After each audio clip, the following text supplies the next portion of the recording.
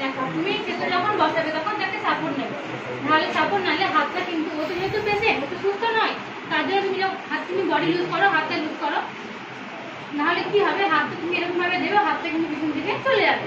তার জন্য তোমাকে কি করতে হবে, এটা সাপোর্ট নিয়ে তোমাকে এদিকে ধরে রাখতে হবে, ঠিক আছে? ও তো পেশেন্ট, ওর তো কোনো মুভমেন্ট করতে পারবে না ও। এরপর তোমাকে কি করতে হবে, এটাকে রাখো, এটা কি করবে, এটা কি করবে ওরা, এটাকে টাইট করবে।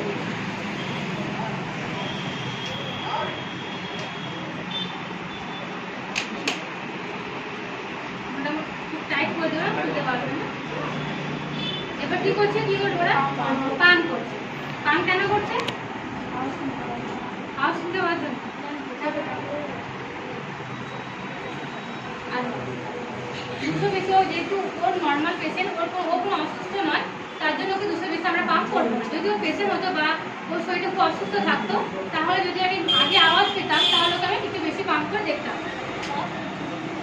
এবার ও কি করছে, পুরো স্লোলি খুলবে, এটাই মেন, এটাকে স্লোলি খুলতে হবে। এটা স্লোলি যদি না খোলা হয় তাহলে ঠিকঠাক কিন্তু আওয়াজটা ঠিক করতে পারবে না। তুমি আওয়াজ পেয়েছো? ও কিন্তু আওয়াজ পেয়েছে, কোথায় আওয়াজ পেয়েছে, কোথায় আওয়াজ পেয়েছে, আর আওয়াজ পাচ্ছ?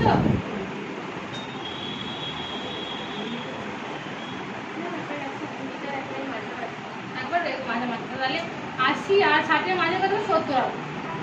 কোথায় পেলে ও আওয়াজটা, ১২০ আর ৭০। এরপর কি করবে, তখন তুমি এটা প্রথমে এই যে হাওয়াটা আছে, প্রথমে এটাকে হাওয়াটা বের করতে হবে, ঠিক আছে? কেন বলো তো, যদি পেশেন্টের হাতটা বাঁধা আছে ও আরো অসুস্থ হয়ে পড়বে, আর তুমি নিজে ফুলবে তারপরে পেশেন্টের হাত ফুলবে, তাহলে তো ও আরো অসুস্থ হয়ে পড়বে, এতক্ষণ ব্লাড আটকানো থাকবে, ঠিক আছে? তাহলে এটা খুলে নেওয়ার পর তারপর তুমি তোমার নিজের রাখবে খুলবে। তাহলে ও কত প্রেশার পেল ওর, তাহলে নর্মাল না হাই আছে ওর, নিচেটা হাই আছে আর নরমাল আছে, নরমাল না একটু লো আছে। আমরা বললাম কি নরমাল প্রেসার কত, 120/80। তাহলে ওর যদি 60 থাকে তাহলে নিচের প্রেসারটা কি আছে ওর, খাওয়া দাওয়া করা ভালো করে বুঝলি?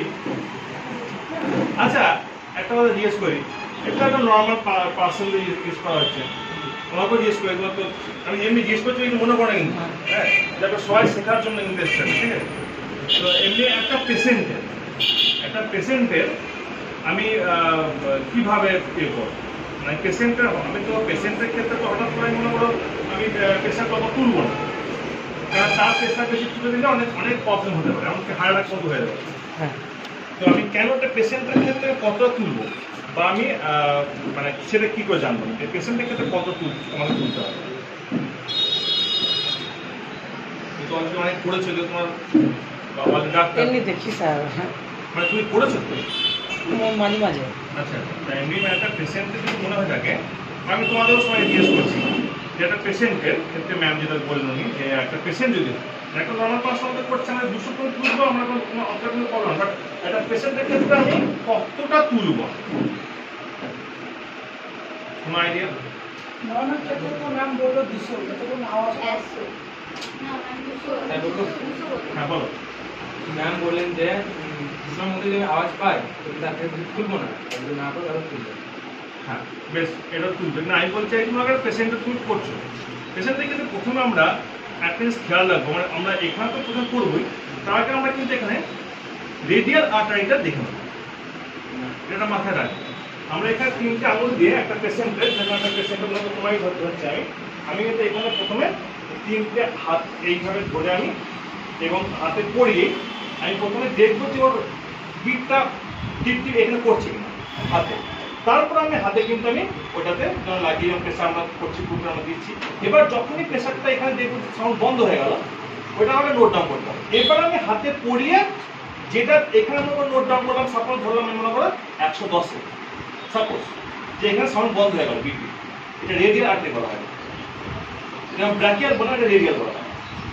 এখানে 3 আমি দেখবো টাচ করাবো যে আমি বিট বিট বিট বুঝতে পারছি, নর্মালি তোমরাও হাতে বুঝতে পারছো, তোমরা যে এটা দেখে এইভাবে তোমাদের এইভাবে প্রত্যেক এই জায়গায় চেক করো স্যার, এইভাবে। ইয়েস এইভাবে মানে আমি যদি আমি মানে তুমি যখন অন্য কারো দেখবে তখন তুমি এইভাবে দেখবে, তুমি নিচে দেখছো তখন এইভাবে, এটা খেয়াল রাখবে। তো ধোয়ার নিয়ম আছে, মানে আমি যে নিচে চেক করি তখন এইভাবে দেখে বুঝতে পারবো, কিন্তু এইভাবে বেশি ভালো বুঝতে পারবো ধরে নেব, ঠিক আছে? এটা মাথায় রাখবে। আর দেখো তুমি ধরে তুমি তোমার অন্য সময় নিজে রাখো, এইভাবে কিন্তু স্যার যেমন দেখাচ্ছে এইভাবে ধরে গেলে দেখুন, এইখানটা থাকবে কিন্তু আঙুল তিনটে থাকবে, তিনটে আঙুল বুঝতে পেরেছো? বুঝতে পারছো? দেখো, আমরা দেখো। এটা বুঝতে পারো। আর অন্য এটা কারো আমাদের যদি হচ্ছে দেখো, আপনি তুমি বুঝতে অন্য কারো পারছো এটা?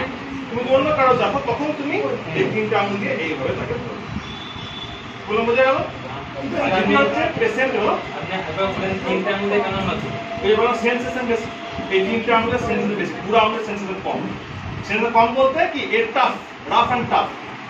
তার মানে কোনো একটা কিছু না কিছু লাগলে আমাদের এইটাতে যতটা ইজিলি লাগবে, যতটা ইজিলি আমরা সেটা ফিল করব, বেদনা বলো বা যন্ত্রণা বলো, এইটাতে ফিল করতে সময় লাগবে। টাচ এটা স্কিনটা কিন্তু ওই জন্য সামার থিকার, দ্যাটস হোয়াট, আন্ডারস্ট্যান্ড?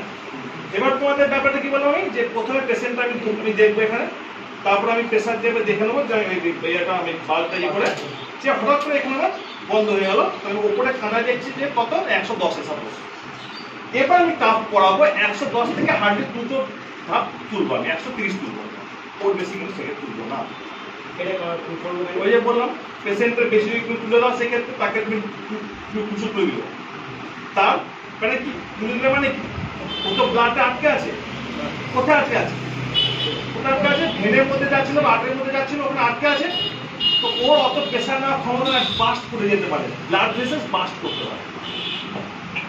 ওই জন্য পেশেন্টের ক্ষেত্রে আমাকে পেশেন্টের আয়ু, তার যে কত এজ, তার কন্ডিশন, মেডিকেল কন্ডিশন, তার উপর বেস করে কিন্তু আমরা পেশেন্টটা তুলবো। এটা কিন্তু এখন নর্মাল ক্লাসের ক্ষেত্রে কোনো আসবে না, তুমি তুলতে পারো, কিছু তুলতে পারো অবশ্যই, কিন্তু পেশেন্টের ক্ষেত্রে কিন্তু অবশ্যই আমাকে আগে রেডিয়াল আর